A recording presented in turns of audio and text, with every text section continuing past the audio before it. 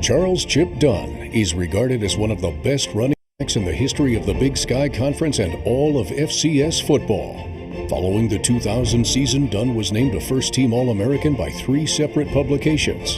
During his career, he earned first-team All-Big Sky recognition following 3 different seasons.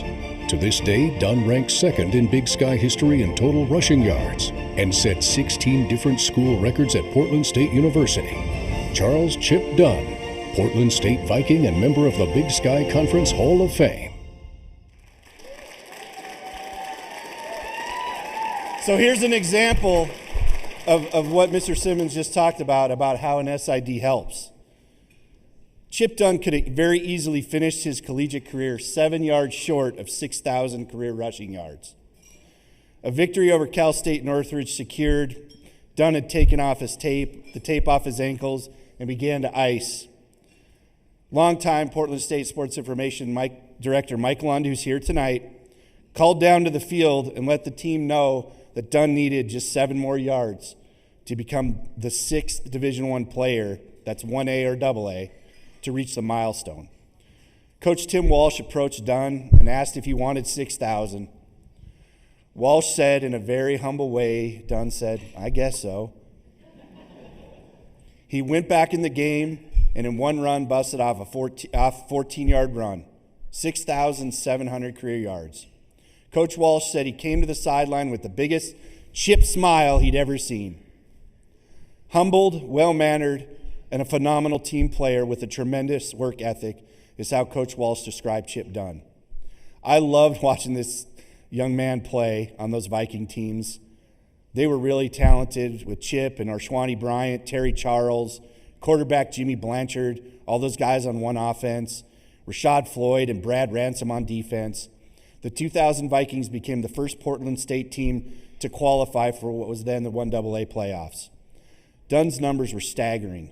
1,792 rushing yards, 21 touchdowns in a season, 30 100-yard rushing games, and 8 200-yard rushing games. He was the 1999 Big Sky Freshman of the Year and 4 times named All-Conference. And on signing day, it wasn't a foregone conclusion he would be a Viking. That morning, the Vikings' #1 prospect at running back opted to sign with Boise State. Bob Cole, who was the Vikings' offensive coordinator, convinced Walsh to give Dunn a chance. Walsh said the first day of practice in 1996, he knew they had something very special. Almost 30 years later, I'm proud to say he wasn't just special. Chip Dunn, you are a Big Sky Hall of Famer.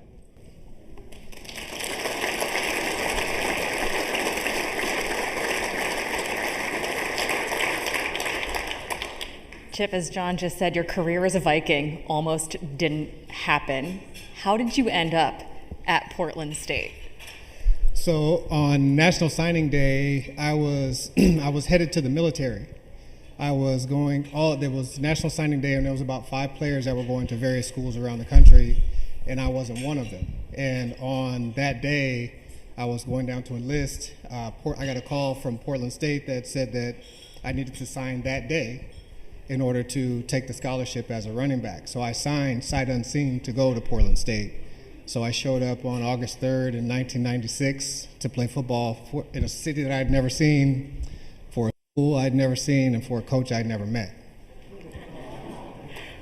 What was your first impression of Portland State when you showed up in August? It was cold.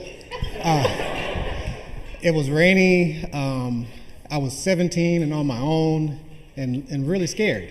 But Portland State became home. I found a group of friends really quickly that took me in, and we all started to just kind of grow together here at Portland State, and that was the foundation for the team for the next 5 years that I was there. You were literally hours away from going to the military and enlisting. You then get signed by Portland State, become a Portland State Hall of Famer, now a Big Sky Hall of Famer. Yeah. What do you attribute to your success? My teammates. Like, football is it's a team sport. And I know that I don't get these yards without a great quarterback. I don't get these yards without a great line every year. They mean everything to me, and they belong in this Hall of Fame with me. On top of the wide receivers, like, none of this happens without my teammates. And that's the reason why I have the success that I did. I just was out there just playing football with my friends. 16 records at Portland State. When you think about what you accomplished, what makes you the most proud of your time as a Viking? It has to be the relationships. I didn't pay attention to the stats. I just didn't know. I'm learning about the stats now that I'm going through this and trying to like understand what I actually did and why I'm here. But my teammates are what made the difference for me. They're family, and the fact that I got the opportunity to play at Portland State, and it was the only one I had, I wasn't going to let them down or anyone else. You still hold some of those records that you set: rushing yards in a season and in a career, touchdowns in a season and in a career, 100-yard rushing games and 200-yard rushing games. What do you think it will take for those records to be broken? A commitment to the team. But I don't know. It's going to take a lot of luck. It's going to take effort. It's going to take doing the little things in order to get there. But I really hope somebody does come close or break them. That's what they're there for. So I like that I set the bar for anyone to come out there and get, but I hope you do, or at least try. You've talked about your team. You have a couple teammates here tonight. You also have your two boys here. You said they're starting to play tackle football this year. How do you hope that your own career and your own success will inspire them on the field? Well, it's been a reflective process to kind of think about this, but this level of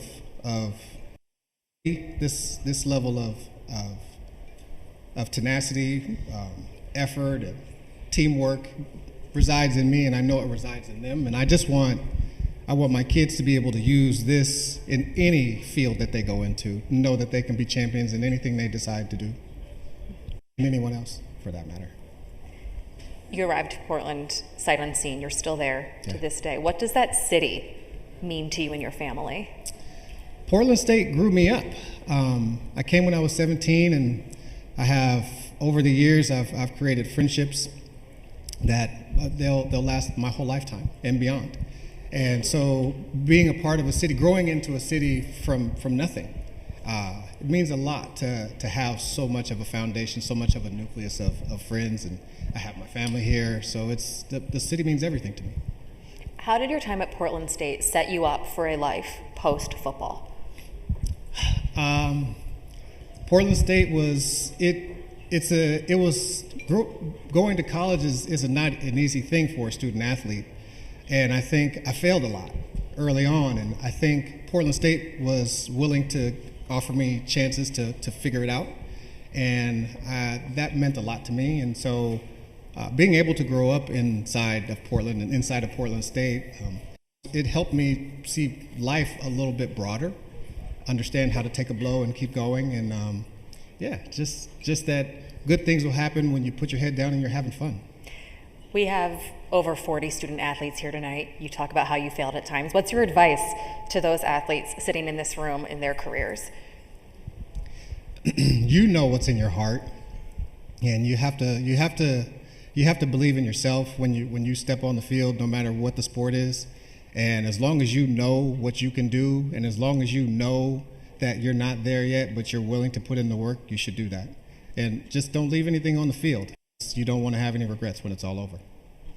Well, Chip, thank you so much for your time, and congratulations again on being a 2025 Big Sky Hall of Fame inductee. Thank you.